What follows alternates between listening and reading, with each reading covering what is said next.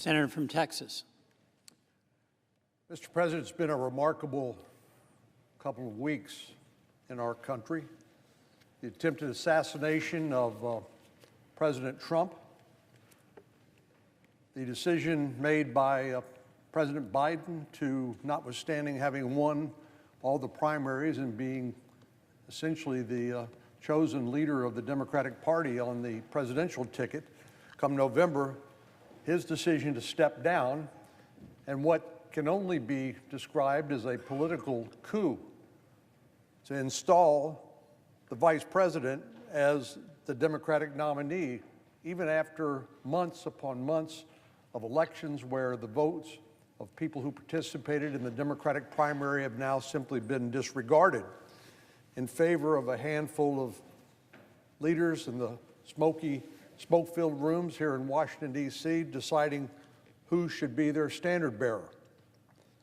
But tomorrow we have another very significant event occurring. Prime Minister Benjamin Netanyahu is in Washington this week and will address Congress tomorrow. More than 9 months have passed since that terrible day on October the 7th, when Israel was attacked by Hamas terrorists. These attacks were against innocent civilians, not the Israeli Defense Forces, and these terrorists brutally murdered more than 1,200 Israelis without any warning and violently assaulted countless others. They took 251 hostages. Many, unfortunately, have died, while 120 of them still remain in Hamas custody, including 8 Americans. Over the last several months, Israeli forces have faced attacks not just from Hamas, but from another terrorist proxy, or I should say 2 of them, Hezbollah from Lebanon in the northern part of the region, and its proxy, the Houthis in Yemen.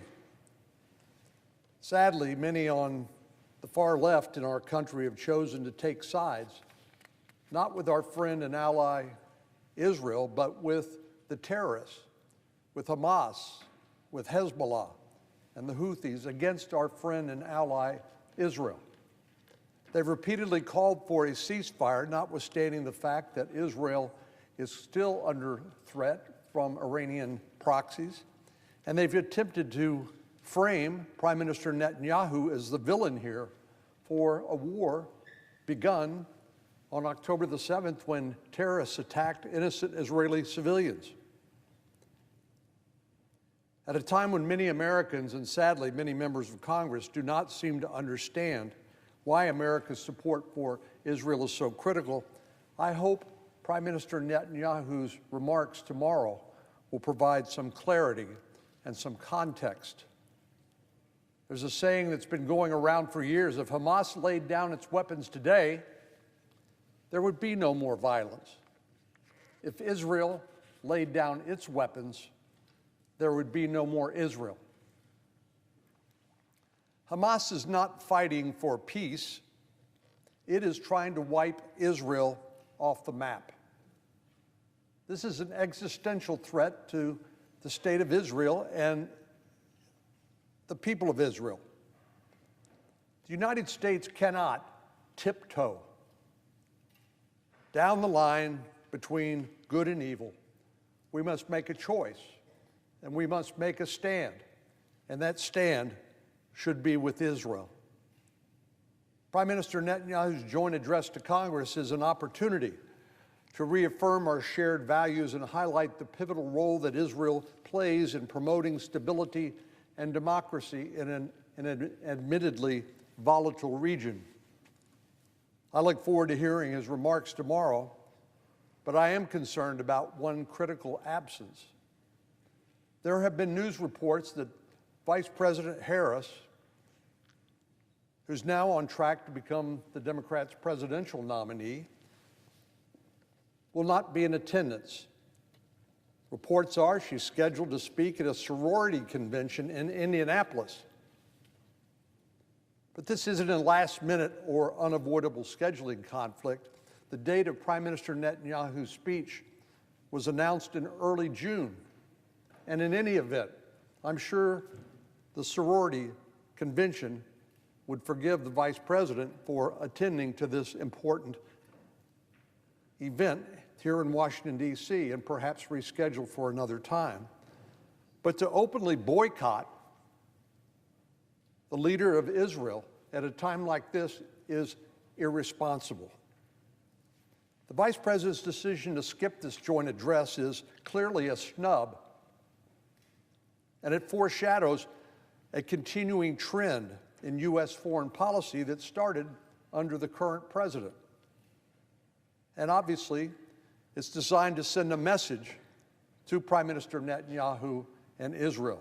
We've already heard some members of this body call for Prime Minister Netanyahu basically for there to be an election to replace him, an unprecedented intrusion into the affairs of a sovereign nation, another democracy. It's disgraceful and embarrassing to see the pandering to extremist elements in the Democratic Party.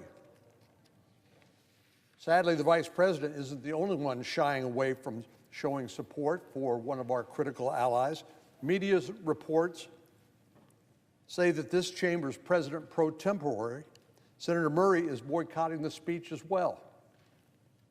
I'm not surprised that some of the more radical members of the Democratic Conference may boycott, but it's shameful when their top leadership is so willing to abandon a key ally. In light of these dynamics, I hope the majority leader, Senator Schumer, will make it clear where he stands and that he doesn't condone skipping one of the most important sessions of Congress in recent memory just to get more airtime on cable TV. Given the partisan antics at play, I'm relieved to hear that the Senate Foreign Relations Committee Chairman, Senator Ben Cardin, will sit behind Prime Minister Netanyahu tomorrow. I don't recall when the Vice President and the President pro tem declined to sit and the chairman of a standing committee like the Foreign Relations Committee was called upon to fill in, but good for him. He understands the important message that this address sends and has stepped in to do what others have refused to do. Still, the world is watching the Vice President more closely than ever before, now that she is on a path to become the Democratic nominee for president. They, of course, are analyzing every word, every move, every signal, every decision. If the Vice President keeps up with her current plans to boycott this address, it will send a chilling message about her foreign policy priorities and the future of U.S.-Israel relations under a potential Harris administration. It also demonstrates a disregard of the commitments we have made as a nation to our allies.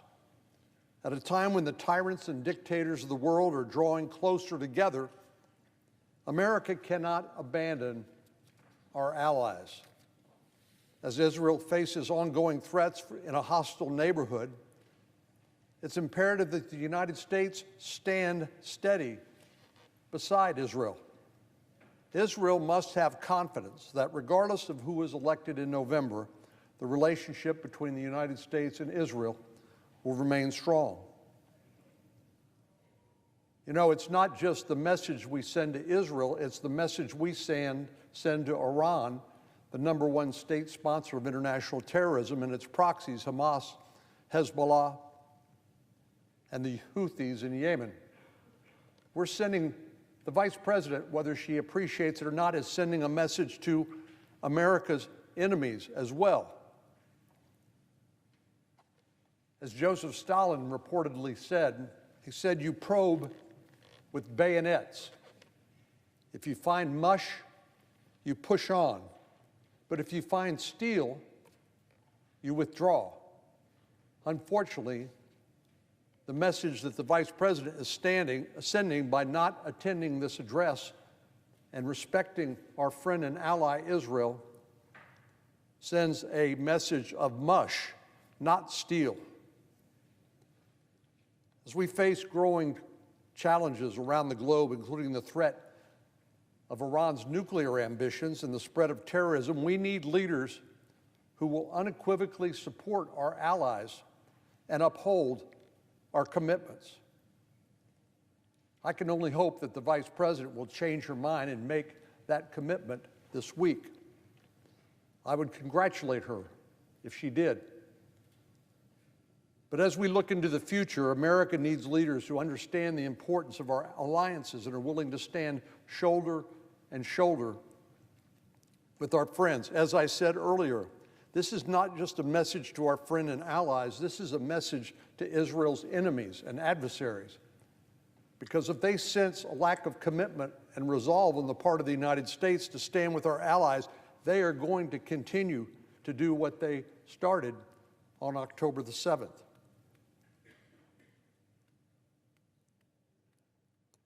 As I said, we need leaders who understand the importance of our alliances and are willing to stand shoulder and shoulder with our friends. Any leader or would-be leader who fails to meet that bar does not deserve a seat in the Senate, much less in the Oval Office. Mr. President, I yield the floor.